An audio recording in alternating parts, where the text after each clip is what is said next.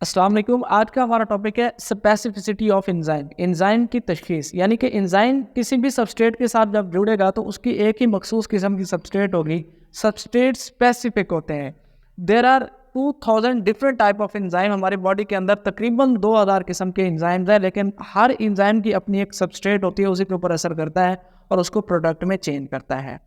कोई भी सबस्ट्रेट किसी भी एंजाइम के ऊपर नहीं जुड़ जाती, वो अपने एंजाइम के ऊपर जुड़ेगी और हर एंजाइम की जो एक्टिव साइट होती है वो मखसूस किस्म की सबस्ट्रेट के लिए ही मॉडिफाइड होती है, उसी को अपने अंदर फिट आने देती है। ठीक है, हम अपने बॉडी की बात करें, तकरीबन 2000 एंजाइम ऐसे हैं जिनको साइंसदान जानते हैं, और उन एंजाइम का जो काम होता है, उनका नेचर होती है, वो मखसूस किस्म की सबस्ट्रेट के ऊपर ही जुड़ते हैं और रिएक्शन को कैटालाइज करते हैं। Enzymes are substrate specific. Substrate वो मॉलिक्यूल होता है जिसके ऊपर एंजाइम एक्ट करता है और उसको प्रोडक्ट में चेंज करता है, और एंजाइम अपने बॉडी के ऊपर मखसूस कैटालिटिक एक्टिविटी वाली पोर्शन से उसके ऊपर अमल करता है और उसको हम कहते हैं एक्टिव साइट। यानी कि एक्टिव साइट वो पॉइंट होता है एंजाइम का जो उस रिएक्शन में हिस्सा लेता है।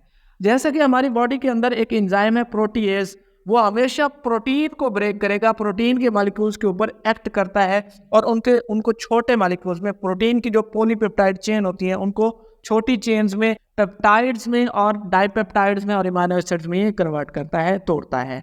इमाइलेज एंजाइम की बात करें तो वो स्टार्च यानी कि अनाज के ऊपर एक्ट करता है। गंदम हम खाते हैं तो इसमें स्टार्च होता है, जैसे मकई हो गई उसमें स्टार्च होता है, तो इस स्टार्च के ऊपर उसको ब्रेक करने के लिए एक एंजाइम एक्ट करता है, इमाइलेज। कभी भी प्रोटीएज एंजाइम स्टार्च के ऊपर एक्ट नहीं करेगा, और इसी तरीके से कभी भी इमाइलेज एंजाइम प्रोटीन के ऊपर एक्ट नहीं करेगा, यानी कि प्रोटीन को वो नहीं तोड़ सकता। इसी तरीके से लाइपेज एंजाइम है जो बॉडी के अंदर लिपिड्स होते हैं उनको ये क्या करता है, तोड़ता है, only acts only on lipid, क्योंकि लिपिड दो चीज़ों के बने होते हैं, फैटी एसिड्स और ग्लिसरॉल्स के। जब लिपिड को तोड़ना है तो वो वही दो अपने यूनिट्स में टूट जाएगा। तो लाइपेज एंजाइम जब लिपिड्स के ऊपर एक्ट करता है तो वो फैटी एसिड्स में और ग्लिसरॉल्स में टूट जाता है। और ये स्पेसिफिसिटी जो होती है किसी भी एंजाइम के अंदर, उसकी एक्टिव साइट की शेप ऑफ एक्टिव साइट की वजह से आती है। देखिए, ये एक एंजाइम है, ये उसकी एक्टिव साइट है, ये उसकी शक्ल है। आपके पास 3 किस्म के सबस्ट्रेट नजर आ रहे हैं, शक्ल से ही जाहिर हो रहा है कि ये वाला जो सबस्ट्रेट है इसमें फिट नहीं आ सकता, ये वाला सबस्ट्रेट भी इसमें फिट नहीं आ सकता, क्योंकि सबस्ट्रेट की शक्ल में और एक्टिव साइट की शक्ल में फ़र्क है।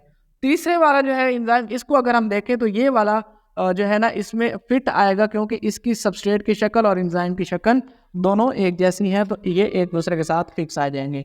इस तरीके से किसी भी जानदार के अंदर जितने एंजाइम पाए जाते हैं वो अपनी सबस्ट्रेट के ऊपर ही एक्ट करते हैं और उन्हीं को वो प्रोडक्ट में कन्वर्ट करते हैं। बाकी ऐसा नहीं है कि कोई भी एंजाइम किसी भी सबस्ट्रेट के ऊपर एक्ट करके रिएक्शन को कैटालाइज कर दे या सबस्ट्रेट को प्रोडक्ट में कन्वर्ट कर दे, ऐसा बिल्कुल नहीं है।